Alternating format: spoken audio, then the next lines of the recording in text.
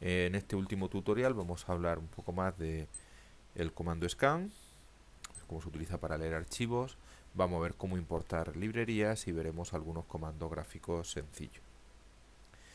Para empezar, decir que el comando scan, como ya dije, sirve también para leer datos de archivos. En principio deben de ser archivos de tipo numérico y vamos a ver un poco cómo funciona. Lo mejor es que el archivo que queremos leer esté dentro de nuestro directorio de trabajo. Yo en este caso, para entender mejor, voy a leerlo primero como si fuera un data frame. Vamos a abrir duración de lámpara, igual que en el tutorial anterior, que ya vemos que todos los datos son numéricos, lo cual quiere decir que se puede leer con el scan. Fijaros que la orden para leerlo como data frame es read table, o sea, leerlo como tabla. Sin embargo, nosotros también podemos leerlo con un scan. Vamos a ver cuál es la diferencia. Aquí hay que poner, entre comillas, el nombre de mi archivo. En este caso, como era duración lámparas.txt, pues ese es el que ponemos.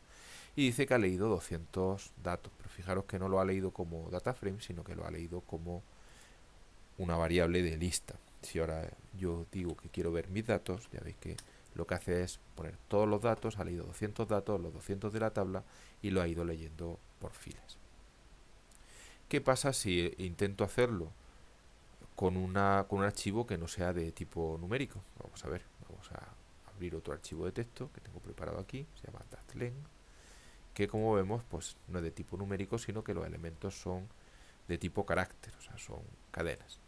Si yo intento leerlo directamente, dat2 igual a scan y el nombre del archivo, que es datlen.txt, le doy, me dice que da un error. ¿Por qué? Pues porque él esperaba números reales y ha obtenido que la primera entrada, que es Perl, que es una entrada de tipo cadena. Eso no quiere decir que no pueda utilizar el scan, sino que hay que indicarle que tiene que leer otro tipo de datos.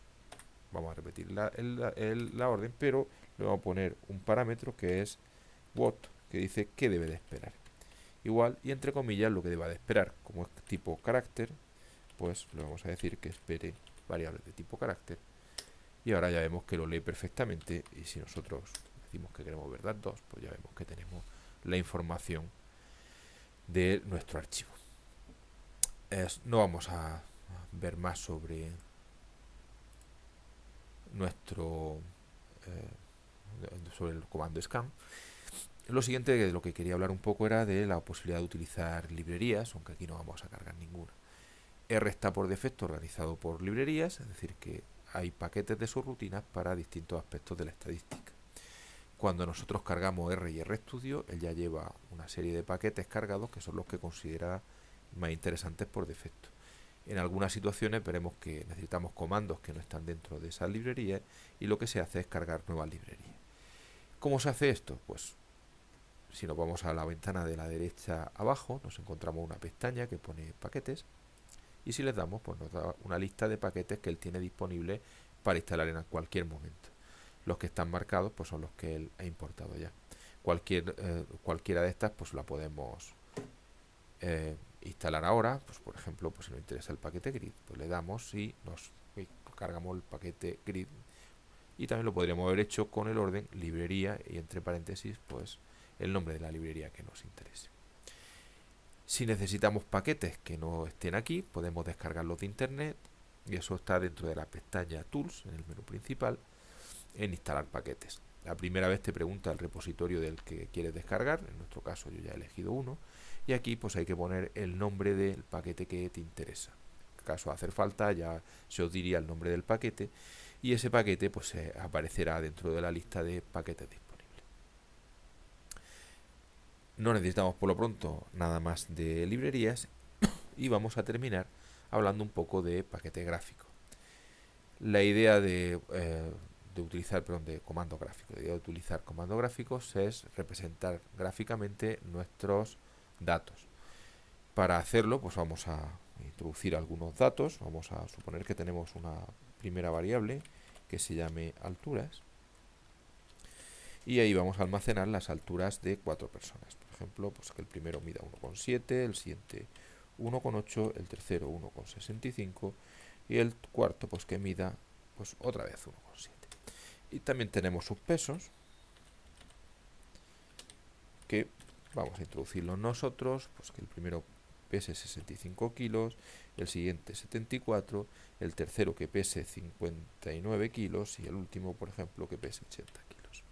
Bueno, pues nosotros podemos querer dibujar estos datos y para ello el comando más simple que lleva R es el comando plot. Si nosotros decimos que queremos dibujar las alturas, inmediatamente la ventana esta inferior derecha la convierte en una ventana de imagen en la que nos aparece dibujado nuestros 4 datos. Las alturas aparecen aquí en el eje Y y el índice aparece en el eje X. Exactamente igual, podemos hacer un plot de los pesos. Ya vemos que aquí nos aparece alturas y pesos. Aunque aquí tenemos abierto el último dibujo que hemos hecho, con las flechas que aparecen aquí podemos volver al dibujo anterior. Para cualquiera de los dibujos se puede hacer zoom y se puede exportar o bien como PDF o bien como imagen o bien copiar al portapapeles para luego pasarlo a cualquier otro programa. Una opción interesante del plot es la posibilidad de dibujar una variable con respecto a otra. Si hacemos plot de alturas pesos, pues lo que nos aparece es un nuevo dibujo en el que ahora en el eje X no están los índices sino las alturas y en el eje Y pues nos aparecen los pesos. Si a nosotros nos interesa, se puede también incluir algún elemento gráfico básico dentro del plot, como puede ser dibujar líneas o dibujar puntos. Imaginemos que por lo que sea nos interesa incluir un punto en nuestro plot, como por ejemplo pues el punto que tenga coordenada 1,75 y que tenga abscisa 75. Bueno, el orden es points. Hemos dicho pues 1,75,75 y en el momento en el que yo le dé a aceptar pues nos aparecerá un punto por aquí. Ya hemos visto que no aparecía. Se pueden incluir tantos puntos como queramos. Con respecto a las rectas que aparecen, que se pueden representar, son rectas del tipo y igual a x más b, donde a es la pendiente y b el término independiente.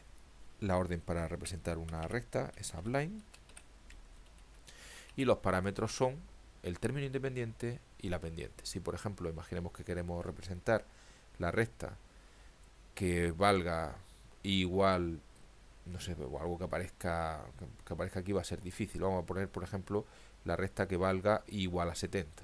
En este caso el término independiente es 70, la pendiente es 0 y por tanto tengo que hacer una abline con 70, 0 y ya vemos que nos aparece la recta igual a 70.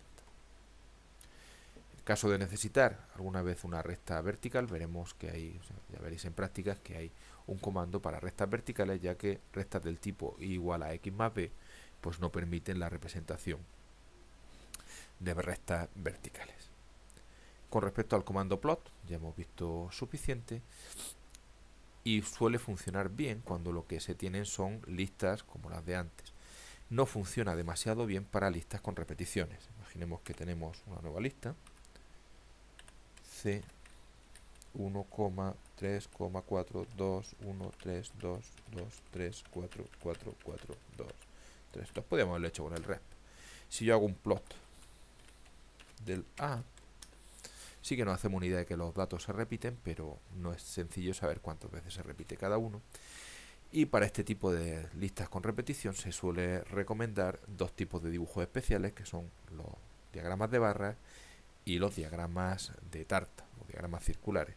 Aunque los veréis con más detalle en la parte ya de estadística, desde el principio vamos a ver cómo se hace. Es decir, para esto que tanto el bar plot como el py no suelen ser de una lista de datos, sino de una tabla de datos, es decir, de los datos ya agrupados. Entonces, lo que vamos a hacer es generar mi tabla. Ya sabemos que los datos agrupados pues se hacen con la orden table. Había puesto 2. Y si vemos nuestra tabla, pues nos hacemos una idea de que teníamos pues 2 1, 4 2, 4 3, 6, 4 4. ¿no? Si ahora queremos visualizarlo, lo mejor es hacerlo con barplot.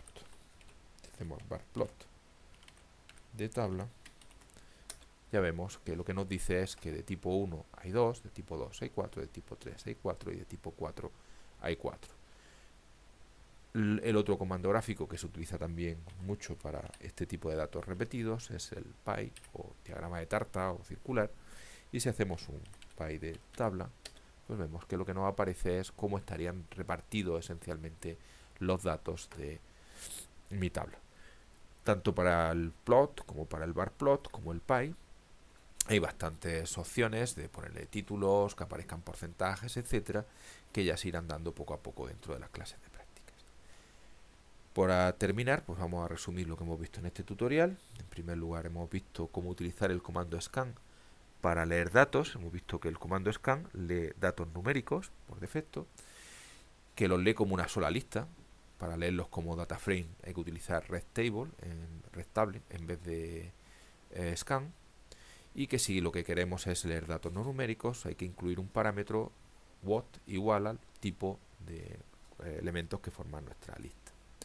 Hemos hablado un poco de lo que son las librerías y a nivel básico cómo se pueden cargar, y hemos terminado viendo un poco algún comando gráfico sencillo. Hemos visto el comando plot, hemos visto cómo se puede hacer un plot de una variable o de una variable con respecto a otra. Después hemos visto cómo incluir puntos y líneas dentro de mi plot, y hemos terminado viendo cómo, si la lista tiene repeticiones, si hacemos nuestra tabla, se puede hacer un diagrama de barras de la tabla o un diagrama de tarta o circular de la tabla. Y con esto pues terminamos la parte básica de R.